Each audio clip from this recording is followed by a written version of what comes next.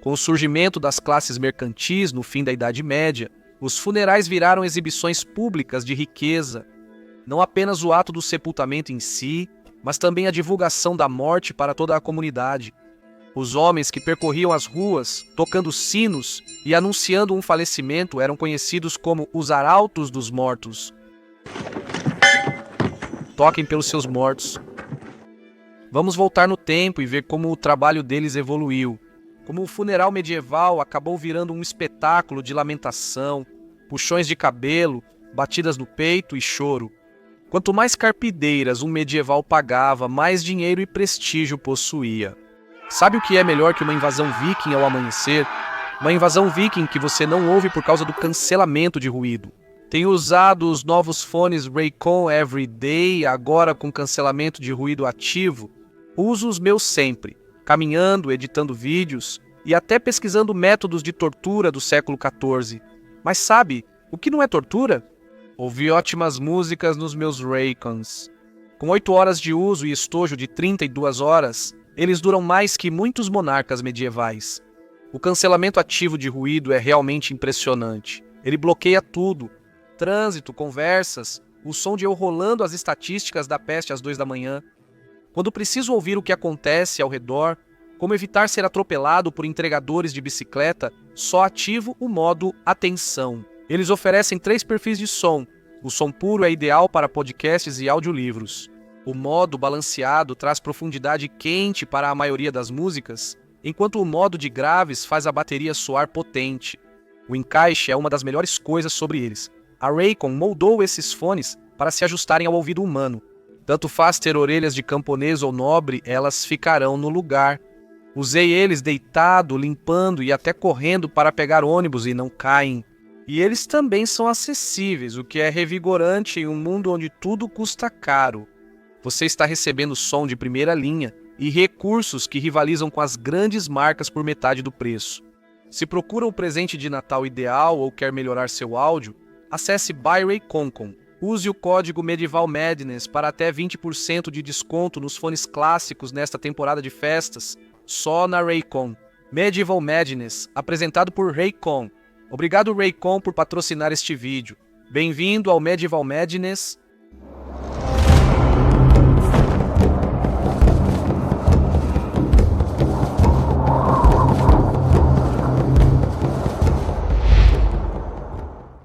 A vontade de morrer.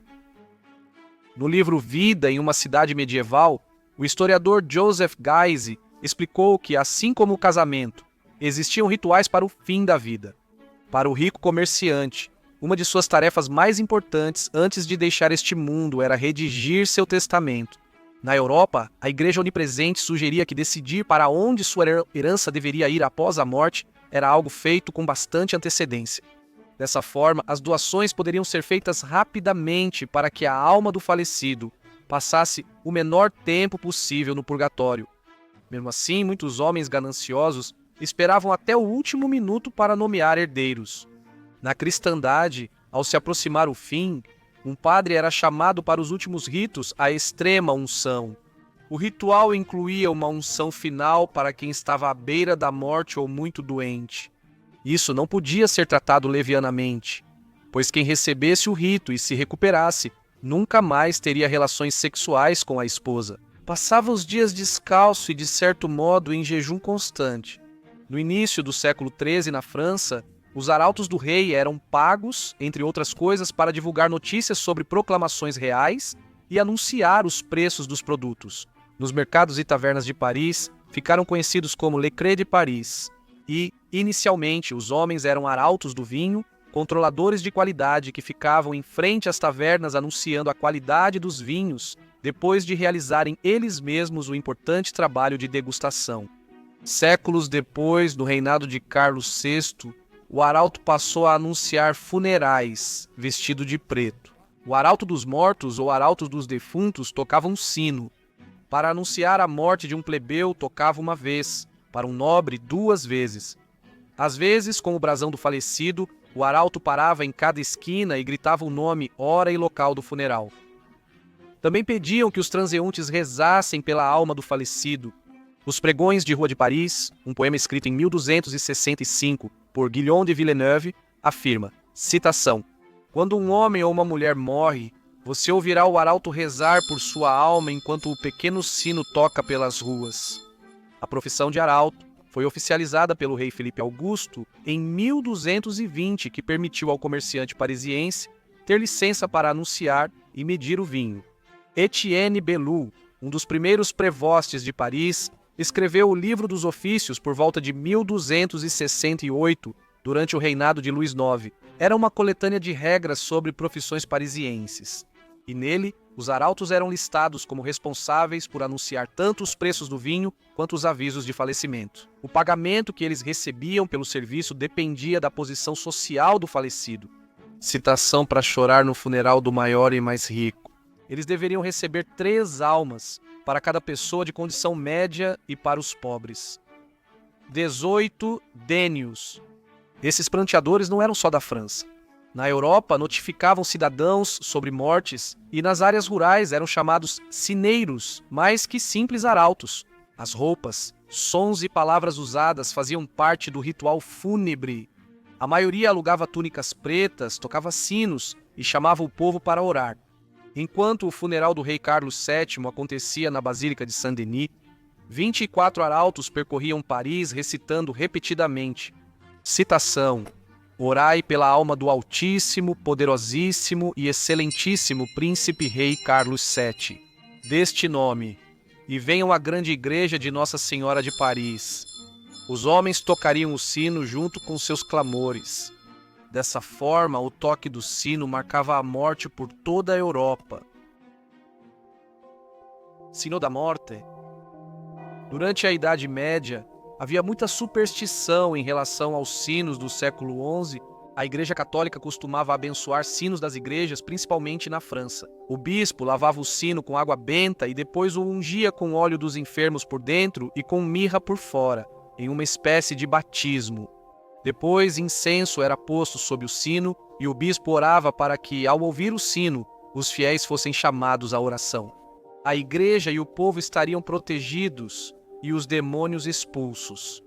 Por essa tradição, sinos eram pendurados nas portas para afastar maus espíritos, supostamente à espreita e entrando nas casas. Sempre que tinham a oportunidade, os visitantes tocavam o sino antes de entrar na casa para expulsar qualquer presença sobrenatural. E é provável que seja daí que veio a ideia da campainha moderna. Isso levou a outra tradição conhecida como o sino de passagem, na qual tocadores eram pagos para tocar sinos aos pés da cama e ao redor da casa de uma pessoa. Acreditava-se que, ao morrer, isso afastava espíritos ou demônios que tentassem roubar sua alma. Quando a pessoa partia, tocadores com sino maior recebiam mais, pois o som alto afastava o espírito e a alma partia mais rápido. O sino da igreja era tocado quando um paroquiano estava morrendo, indicando sua idade pelos toques. Os sinos tocavam para a missa fúnebre solene. Acreditava-se que sinos abençoados acalmavam tempestades no mar e afastavam trovões e relâmpagos vistos como obra de demônios. Acordando os mortos. Quando o boom econômico atingiu a Europa medieval, especialmente no final da Idade Média, mais e mais renda disponível passou a existir e os funerais começaram a evoluir. O luto se tornou um espetáculo público, e não eram apenas familiares e amigos enlutados que compareciam ao funeral, ao invés das emoções serem mantidas em privado. O luto passou a ser público. Funerais viraram eventos dramáticos e os pranteadores ganharam destaque. Agora, além de anunciar a morte, também conduziam o funeral. Caminhando à frente do cortejo com os tochas e o clero vestidos de preto, os pranteadores tocavam seus sinos e pediam em voz alta a intercessão pela alma do falecido. Para aumentar o drama, um tocador de sino podia receber até mais que o clero por sua presença. Segundo Cristóvão Daniel, em Morte e Sepultamento na Inglaterra medieval, as tochas também tinham papel importante nos funerais medievais. No seu enterro em 1551 em York, um artesão de chifres, chamado Guilherme Hubbe, pediu que 4 tochas fossem carregadas. Em 1515, Bertrand Dawson pediu 8 tochas, e um ano depois, o açougueiro de York, João Chamberlain, pagou 12 pence por 3 tochas. Para citar Burn, ao redor do meu corpo no momento do meu velório e da missa, cantores profissionais que seguiam o cortejo fúnebre tornaram-se pranteadores profissionais acompanhando o cortejo, uivando, chorando e arranhando o rosto, ferindo-se em explosões selvagens de dor falsa, para que pudessem enaltecer a memória do falecido. Quanto mais dinheiro, mais carpideiras você contratava e mais dramático era o espetáculo. No livro O Guia do Viajante do Tempo para a Inglaterra Medieval, Ian Mortimer observa e cito: homens buscam honra e amor até a morte. Não é exagero dizer que, em alguns grandes funerais, você verá mais de 10.000 pessoas de luto. Quanto maior o número de pessoas no seu funeral, mais amado, mais honrado e mais respeitado você deve ter sido em vida. Por isso, grandes homens passaram a recompensar pobres por irem aos seus funerais. Fim da citação. As orações dos pobres, viúvas e órfãos eram consideradas mais valiosas do que as orações dos ricos, mesmo que eles estivessem sendo pagos para fazê-las. Os melhores funerais tinham uma procissão com as pessoas mais importantes da cidade, seguidas pelos membros da família. Depois, os mendigos e cegos. Vestindo mantos dados pela família do falecido, eles recebiam pão, queijo, talvez 1 centavo, e orações por serem contratados em funerais. Alguns dos mais pobres conseguiam se vestir e se alimentar. Quando Ricardo Gravesend, bispo de Londres, foi enterrado em 1303, 31.968 pessoas pobres compareceram à cerimônia. Festa do Homem Morto. Voltando ao rico mercador José Guy, ele explica as complexidades de um funeral medieval em toda a sua glória. Agora esta é uma citação longa. Quando um burguês morre, um arauto público é contratado para anunciar a morte, a hora e o local do enterro. As portas da casa e do quarto onde houve a morte são cobertas com serge preto, 2 monges da abadia. Lave o corpo com água perfumada, unte com bálsamo e enrole em sudário de linho. Depois, envolvem o corpo em pele de cervo e o colocam em um caixão de madeira. Coberto com um pano preto, o caixão é colocado em uma padiola composta por 2 varais com travessas de madeira. É levado à igreja por um cortejo de clérigos e enlutados de preto, com a viúva e a família em lamento alto e visível. A padiola fica fora dos portões do altar. Se o falecido for padre, o corpo é posto no altar e realiza-se o ofício fúnebre. Derge vem de druge, primeira palavra da antífona latina, oração responsorial recitada para o falecido. Quando a missa termina, o padre retira a casula, sua veste, incensa o corpo e o asperge com água benta. Todos rezam juntos o Pai Nosso. Em seguida, ele pronuncia as absolvições, uma série de orações e antífonas, ou cânticos de perdão e libertação do julgamento. Durante o cortejo ao cemitério da igreja, monges da abadia abrem caminho com cruzes, livros sagrados e turíbulos, e os enlutados continuam com velas. Eles são muitos, pois os pobres ganham esmolas carregando velas em funerais de ricos. Ao chegar ao sepultamento, o padre faz o sinal da cruz sobre o túmulo, asperge água benta e cava uma vala rasa em forma de cruz. A escavação real do túmulo é então feita ao som de salmos. O caixão é baixado, faz-se a oração final, o túmulo é preenchido e coloca-se a lápide. Aqueles que não podem pagar por caixões alugam um, e os restos mortais são enterrados sem o caixão. A procissão retorna à igreja, cantando os 7 salmos penitenciais para a ocasião. O túmulo será iluminado com velas e uma lâmpada.